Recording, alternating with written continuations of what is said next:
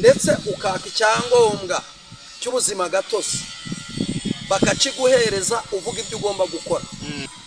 Idini ryawe ntirirahabwa ubuzima gatozi, twari dufite icyangombwa kigarukira mu karere, bati kuraho nkuraho nemera, nabo nibemerere udashaka gukora ibyo leta ishaka, nta n'Imana bari gukorera buno. Atunaniye Imana, leta yo ntitwayinanira. Kandi ndetse ukaka icyangombwa cy'ubuzima gatozi bakakiguhereza uvuga ibyo ugomba gukora, warangiza ntubikore.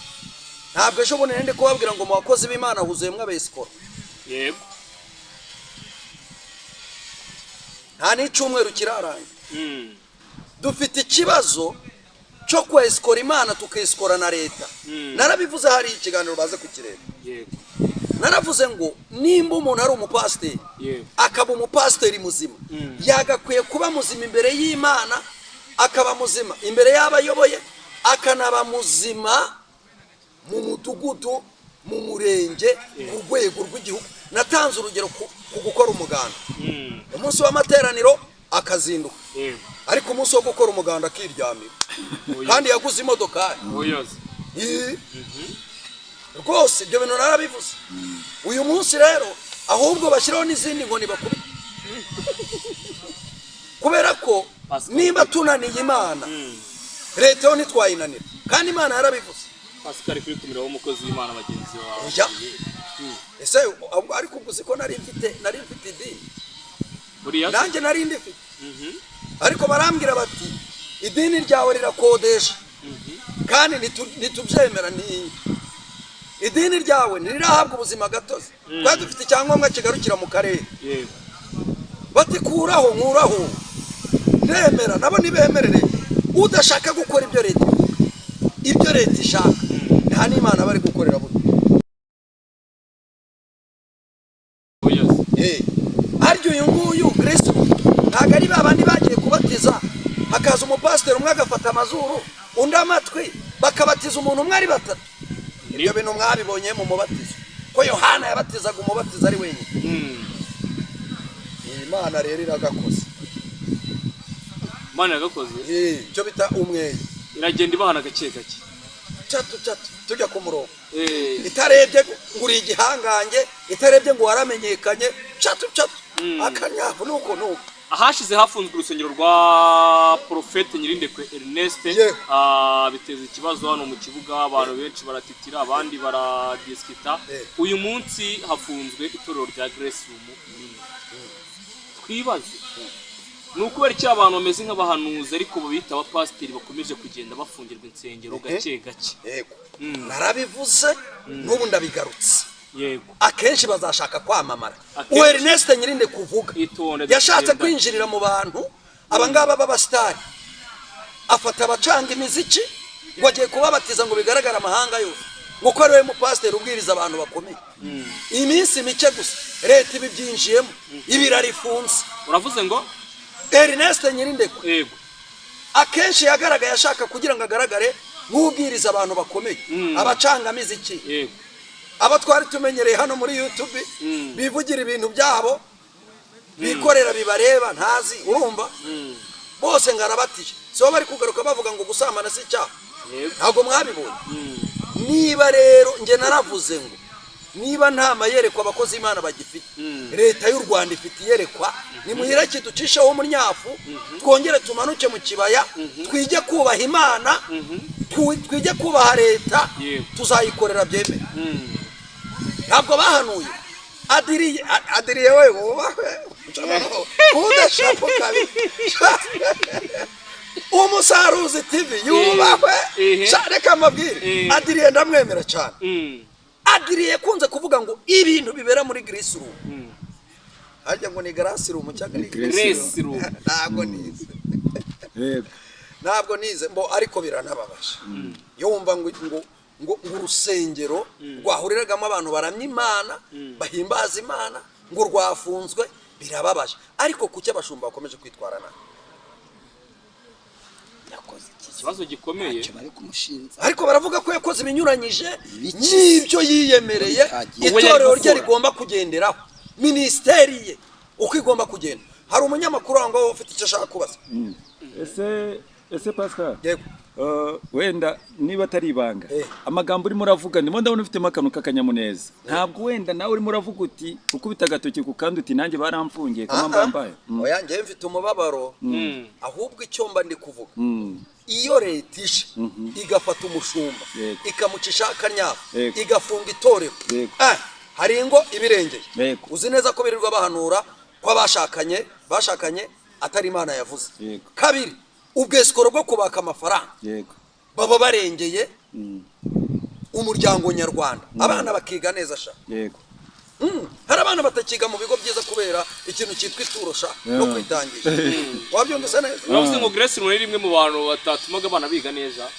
none se wibwira ko leta itabateye itoroshi iba yabirebye ariko amafaranga atangwa hari abari menshi. ariko ngiye nkurikije ukuntu iyi nkuru yanditse ko nayisomye, njye nabonye ikosa ari rya RGB haciyeho inshuro zirenze imwe bafunga insengero.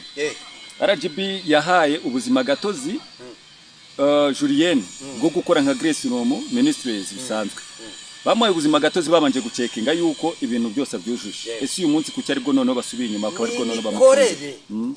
hari ukuba wujuje ibisabwa, urusengero naho rwubatse, wabyumvise, hakaba n'imikorere wowe ubwawe wemeye. ni ukuvuga ngo nimba ushinze umuryango wa gikristo ugashinga itorero yenda ryitwa Kefa, uravuga ati itorero Kefa, dogitrine yaryo reka manze sobanurire. itorero Kefa dogitrine imyemerere yabo basenga baca, banywa inzoga ntibayinywa, mbese ukavuga umurongo w'itorero ryabo. leta igasuzuma ikavuga ngo iyi myemerere ntabwo izabangamira umuryango nyarwanda, barangiza bakakwemerera. reka nguhe urugero, tujya tubona polisi y'u Rwanda imena inzoga zitujuje ubuziranenge. aya madini yacu rero nanjye kuvuga ngo ni inzoga zitujuje ubuziranenge, ariko naba ndengereye, ahubwo ni amazi y'ubugingo atujuje ubuziranenge. ariko leta y'u Rwanda ikabireberera abakora ibijyanye n'imyemerere, igakontorora ko yujuje iki ubuziranenge, bakanareba n'abandi bantu bahisemo iyindi nzira bakareba ko byujuje ubuziranenge. iyo bazimenye barakubwira ngo twaguhaye icyangombwa cyo gukora inzoga zujuje ubuziranenge, none we wifashishije igicuku ukora inzoga zitujuje ubuziranenge. nuko rero umushumba ahabwa icyangombwa cya RGB akavuga dogitri imyemerera azakoreraho, akavuga ngo nge nzakora gutya nsenge ntya, urabyumva. ndanasaba leta ku munsi w'umuganda bakwiye kujya bahamagara akavuga ngo abakristo bo muri ADEPR baje ku muganda bari, abapasiteri babo barihe, mituweli abakristo ba ADEPR batanze mituweli ni bangahe? impamvu ya mbere, hari n'imyemerere, hari n'amadini yagiye yiyandikisha nk'umuryango ushingiye ku myemerere runaka, ariko baba biherereye mu masengesho ya nijoro bakabuza abantu gutanga mituweli, bakabuza abantu urumva neza kwikingiza, gufata urukingo, bakabuza abantu gahunda za leta, babizeza ubwami bwo mu ijuru. twajya kubona tukabona abantu bararwara bakarembera mu ngo, abantu bararwara bwaki. Nge nabonye amadini none mbatungire n'agatoki, aho ngaho babuza abantu kurya imboga, babuza abantu kurya inyama, babuza abantu kurya imyumbati itogosheje, babuza abantu kurya ibijumba, kandi bababujije kurya ibirinda indwara, ibikomeza umubiri n'ibyubaka umubiri, bababujije ibitera imbaraga. ninde muntu watunzwe n'umwuka wera gusa adafite ibyubaka umubiri n'ibirinda indwara n'ibitera imbaraga? biragoye. leta ahubwo ikomeze itere mu itoroshi. icyo ni kimwe. ikindi cya kabiri, wari uvuze ngo RGB ni ifite ikosa. wako RGB ireberera abanyarwanda bose, hakazamo igice cy'abafite imyemerere ya gikristo. uragenda ukavuga ngo imyemerere yanjye niyi nzakora gute, bakakubaza ibi urabyujuje, ndabyujuje, bakaguha icyangombwa. ariko ikikubwira ko RGB itarenganya itanarangaye nuko yakurikiranye. iyo basenze nijoro bigenda bite iyo basenze ku cyumweru nimugoroba bigenda bite yakubise mu rutoroshi runini cyane runini yego nayigeze kumva uvuga uti hari umupasiteri bitadiriye nari pasiteri simbizi wavuze uti ni umuhanuzi uti yahoraga atunga urutoki Gesiromu nawe haba hari nk'andi madini runaka urimo urabona leta itaramunikamo igitoroshi wenda ngo tubwireho yanjewe uko byase kose mbere yo kugira ngo tuganire ibi yego mwabanje gusoma itangazo yego sibyo iyo rero umaze gusoma itangazo riri official yego riri ku kinyamakuru cyize yego ngomba kubivugaho ahubwo ngewe navuze ngo ngewe sinzi impamvu maze iminsi niyumvamo umwuka wo kubwira abarokore bakitabira gahunda za leta yego ndimo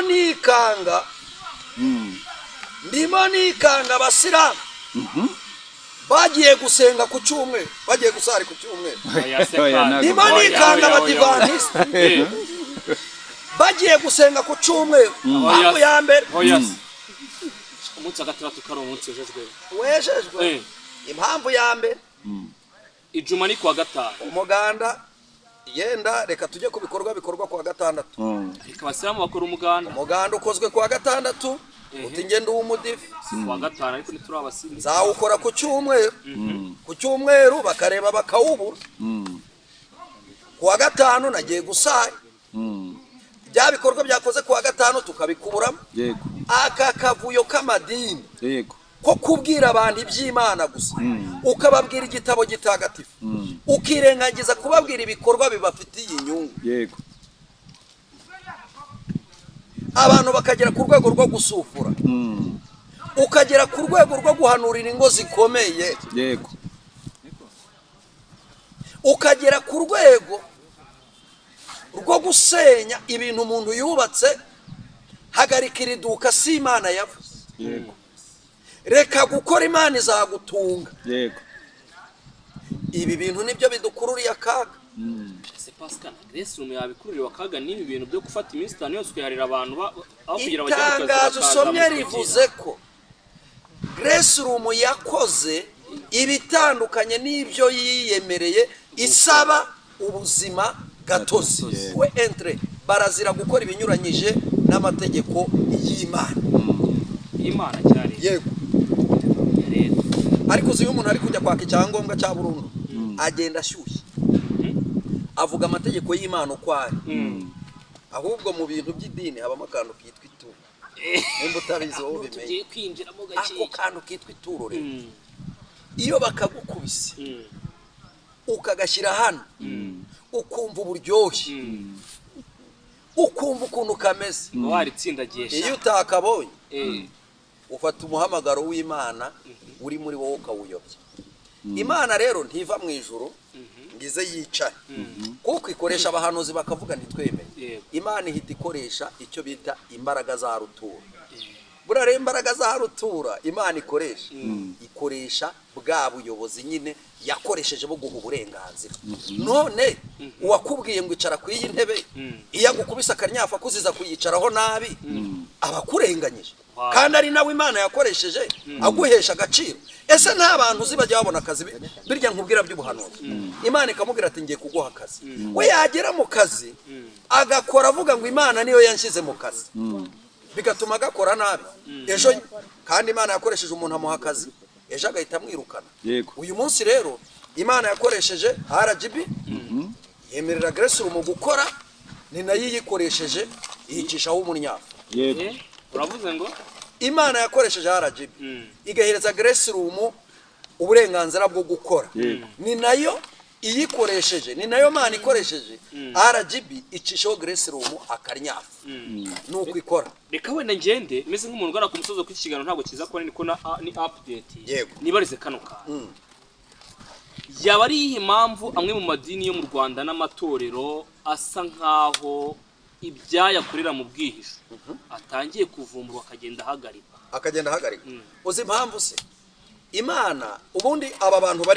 bari mu mwiyobokamana twari tumenyereye ko tugomba kuyoborwa n'umwuka wera w'Imana noneho tugenda tuwukerenza hari n'amadini yavuze ngo ntihakagira umuntu wongera guhanura aho gucekinga umuhanuzi w'ukuri bamuha umwanya avuge bo babakubitiye rimwe imana ibona itazakomeza kumenera mu bahanuzi kuko niyo uvuze urafungwa cyangwa ugakubitwa cyangwa ukangizwa imana ihitamo gukoresha abanyembaraga iragenda ijya muri RGB itanga y'umwuka wera ihagurutsamwe abantu ariko reka manze nibaze ko mbere gukomeza yego ko aya madini umunsi ajya gushingwa cyangwa se umunsi banyina madini bayashinga ko habanje kubaho ubuhanuzi aba bahanuzi bahanuye aya madini Pascal tuganire ntibari baravangiwe bari bahanuye ntabwo bavangiwe Pascal buretse ntumbajije se ndakubajije ndatsubiza nimba umbajije rero kangusubiza yego ndagira ngo nkubwire ko burya ndi n'umugabo w'umunyamahane nge sinyagunda umuntu mvugira muri mumaye umwanya ubwo ntangiye kumva ndi kurakara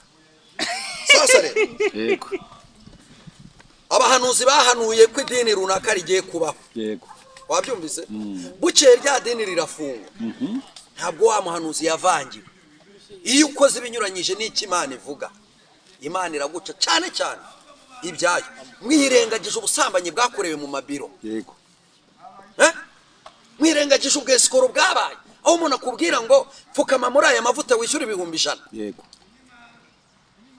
agasanga ntayo ufite ngo irindi jwi riraje ngo shyiramo senga agasanga ntayo ufite akagenda akarinda agera ku gihumbi Imana ari kwihanganira ibi iyo Imana rero iguhaye ukirangara hira kwambura uyu munsi abo bahanuzi ntabwo twabatera amabuye bari bavuganye n'Imana ahubwo y'Imana iguhaye ikintu iguhana kondisiyo none se reka nkubaze yego ni rimwe ni kabiri ujya kumva ngo runaka Imana yamusezeranyije iki ariko ntikikiriho kubera iki yakoze mu buryo bunyuranyije n'uko Imana yabishakaga iki Imana rero kigira gahunda kigira uburyo kigomba kugenda kigira kondisiyo hari umuntu wampaye amakuru arambwira ngo yahuye n'umuntu uvuye ikuzimu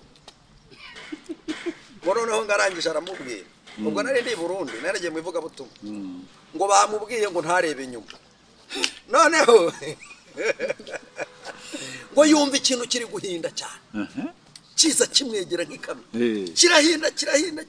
kirahinda aravuga ngo ntabwo nshobora kureba inyuma kuko aya mafaranga nk'uyikuzimu ni amafaranga afite kondisiyo birababaje kubona abo kwa shitani bagira kondisiyo bakayigenderaho abo ku Mana kondisiyo Imana ibahaye ntibayigendere tukaba tugaraguritse bene aka kageni tukaba dusuzuguritse bene aka kageni utangira ikiganiro wavuze ngo kwa Julienne niwe yigeze kugaragara ni Julienne ni umupasiteri wundi wavuze ngo wigeze kubatiza ngo aba YouTubers ngo n'abakinguye umunsi barimo baravuga ngo kusambana kwa Nyirindekwe urongera ugaruka ngo kuyibatizwa ryaba Yohana ese abantu bose Yohana yabatizaga barakomezaga bakaba abantu beza ntabwo bahindukaga mbo kubatizwa izo ni inyigisho zijyanye n'umubatizo kubatizwa ntibisobanuye ko ubaye umuntu mwiza 100% ahubwo wunze ubumwe na Kristo uhawe amahirwe yo kujya ukora icyaha ukihana bigakunda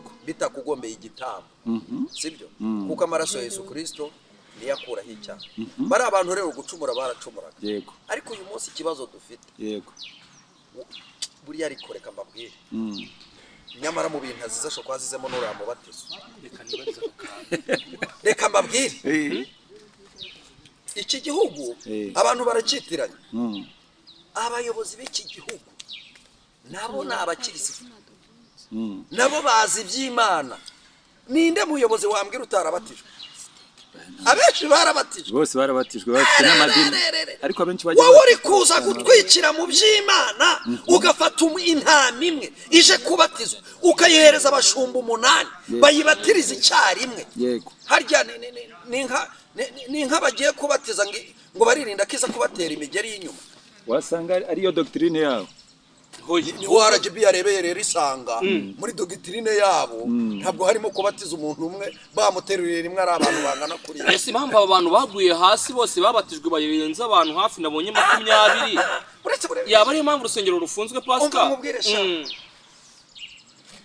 Imana ireberera ubugingo buri mu muntu leta ikareberera umubiri w'umuntu niyo mpamvu tubona ibinini kuri make niyo mpamvu tubona urukingo tutishyuye niyo mpamvu abana bacu biga nta mpaka zabayeho nuko leta itureberera mu buryo bw'umubiri none wowe batije umuntu sha uramujabitse urangije umuteje n'imyuka mibi arigaraguye umuntu w'umubyeyi abantu twakoranye ikiganiro karendagira ngo iyo message yatambutse kuki abantu bari gufata ababyeyi bacu bagafata abashiki bacu bakabatugaragurira imbere bagateraho na kamera. Ese turi gushaka gukora umurimo cyangwa turi gushaka kwamamara? Erega leta iyo yabonye kuri gushaka kwamamara yitireba nyine kavuga atari ko uyu muntu mu by'ukuri irakwamamaza.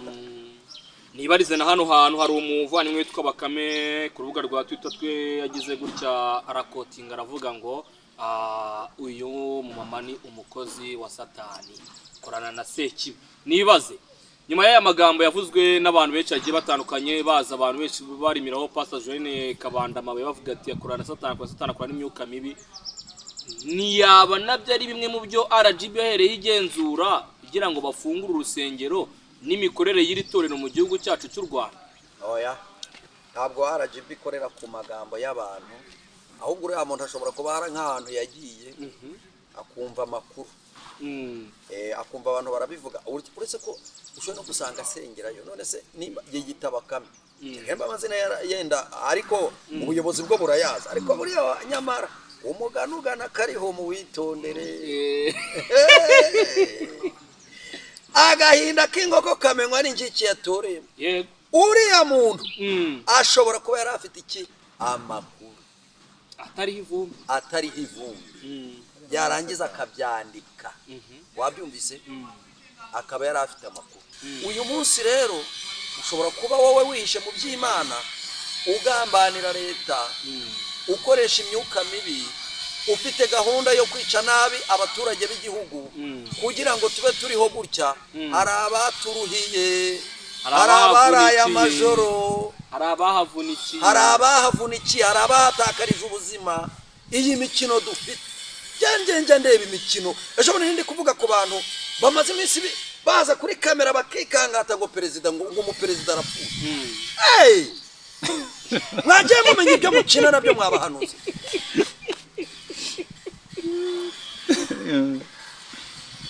Ukicheza na moto utapata. Utapata mawazo. Watakupiga kabisa. Watakupiga fimbo. Usicheze na moto. Hari ibintu ndeba havuga ni nyamara barokore nitwe twizira rwose. Hari indirimbo ivuga ngo tega amatwi ngengiri icyo ngwibariza karimi kasari Roma kavuga amakosa y'abandi gusa kakagera n'ahatagerwa. Nyamara aho kugira ngo uhite wisumbukuruza amavuta yawe yagezeho hejuru, hanurira nibuze n'umushumba wawe tubanze turebe ko bisohoka. Aramuhanurira perezida. Noneho rero hari n'abantu baba perezida ari n'abagenerali general mujye ukabona umuntu ari kumwivugira uko yiboneye, kumva ngo abanyarwanda barahunze. Wowe leta irahagurutsa ubukangurambaga bw'ukuntu abantu bagomba guteza ifumbire mborera bakavangamo imvaruganda. Ubikoze neza agahinga kandi akeza. Uri kutubwira ngo duhunge inzara. None se nibavuga bati aba bahanuzi bose tubakusanyirije hamwe bari guhamura abanyarwanda turabafunze, muzatera induru cyangwa nitwe tuzaba twizize? Uzi impamvu babikora? Kugira ngo bamenyekane. Amana yavuze, iyo tubibonye turasenga tukiyiriza ubusa, Imana ikatubwira ngo singe wavuze, ahubwo nimugende mukore mbahe umugisha. Tugakora kandi umugisha tukawubona. Ibyo bintu reka nkubwire 2016 inzego z'ubuyobozi bw'Gasanze zirabizi. Umuntu wari ufite icyumba cy'amasengesho hano Gasanze yaravuze ngo abantu bahunge, u Rwanda ngo rugiye guhura n'intambara ikomeye. Abamwe bajya Bugande, murabizi byabereye hano Gasanze. Nagezeyo nivire mu buvumo bw'Gasanze icyo gihe bikemewe. Ndababwira ntereka mbabwire ibyo bintu ntago ari byo, mutuze musubire mu ngo zanyu. Ntabwo ari byo. Ntabwo abanyarwanda aribo bazahorana ibibi, ntabwo aribo bazahora babungana karago, sibo bazahora mu iterabwoba. Byarabaye. Byabaye. Ariko yakubise imyaka 3 imageragere. Ndagira ngo ubwo yashize ubwenge ku gihe. Twitonde rero twebwe ubwacu abapasiteri n'abavugabutumwa n'abahanuzi, aho kuvuga icyaha uko kiri uratakarwa mu bitatureye. Ese Pascal nkawe wagiye mu buvumo wasenze igihe kirekire ukaba na pasiteri, nibihe bintu ubona wibeshye ubu uyu munsi wabwira abandi bantu babirimo ku buryo kibabivamo? Urutonde nk'ibintu nka 5. Ibintu nibeshye ni ugukorera ijuru gusa, yego, nkirengagiza gukorera igihugu. Yego, gukorera isi. Oya ni ugukorera igihugu, isi yose ntiwayikorera. Ibyo ngibyo narabyibeshye, kuko urumva nimba uyu munsi wa none tubonye ko hari abantu batitabira gahunda za leta, naguhaye urugero nk'umuganda, ariko wowe ukaba wavuze ati nagiye ku musozi yenda gusenga, kandi ufite imodoka cyangwa n'ejo uzayigura, n'umwana wawe aca muri iyo nzira, ndabizi murantera amabuye, ariko untera amabuye wese yaraguye. Nkunda Dogiteri Gitwaza yaravuze ngo umuntu muzima agomba kuba ari 100% mu mwuka no mu mubiri, ariko kubera iki twibanze mu mwuka cyane, mu mubiri tukahirengagiza kandi dukenera kubaho no kurya, kandi umubiri uzabura tu. Ejo bundi rero reka gusetse, ejo bundi nakiriye umuntu kuri kamera ati abantu ntibazongere kurya byo kurya byateshejwe imvaruganda, abantu ntibazongere kwikingiza. Ndamubwira ntereka nkubwire muvanye ibyo ntago ari iyaza kuba ari undi muntu yari kugisohora abantu bakacyumva ugasanga kibajyanye mu buyobe. Ariko mu by'ukuri nge nkunda kuvuga ngo tujye no mu mubiri. Hari umuntu n'umwe muzima unezezwa no guhora ahabwa icyarya, kandi n'abafite ubumuga Yesu yarabakijije kugira ngo nabo bihahe. Abantu rero nibave mu kuguma mu cyuka, baze no mu mubiri bakora ibibabeshaho. Ube pastor, buriya nasomye Bibiliya ndababara, uzi ko pastor agomba kuba afite ibyo kurya bihagije, afite inzu ngari yo ku buryo abona icyumba cyo kuryamishamo n'abashyitsi. Ariko none ni pastor ndi muri chambre, nzabuzwa n'iki kukwescora se? Ni mureke badukoremo umuganda sha. Hanyuma pastor, hano hari umuvandimwe ushaka kugubaza ikibazo, ari nako nyeka ko ashaka kuza kubakanya ko tujya no ku musozo, ariko abanza tubaze ubundi mitwe mbaza ikintu kwa ko nshaka kwibariza kino kintu, mbaze ngo ese yaba ari iki kiri gutuma zimwe mu nsengero zikorera mu mujyi wa Kigali cyangwa se mu gihugu cyacu cy'u Rwanda zirimo zigenda zishyirwaho ingufuri? Ese ibi bintu byo gushyirwa ingufuri ku nsengero bizarangira ryari? Ese bamwe mu bari gufungirwa insengero urabona hakorwa iki cyangwa bakora iki kugira ngo insengero zabo zifunzwe zongere zifungurwe zikore? Hari ikintu nabonye ubu no kuvuga ngo urusengero ugomba kurwubaka muri site y'insengero. Yego, site y'insengero ni hagati, hari insengero nyinshi zigiye gusenga.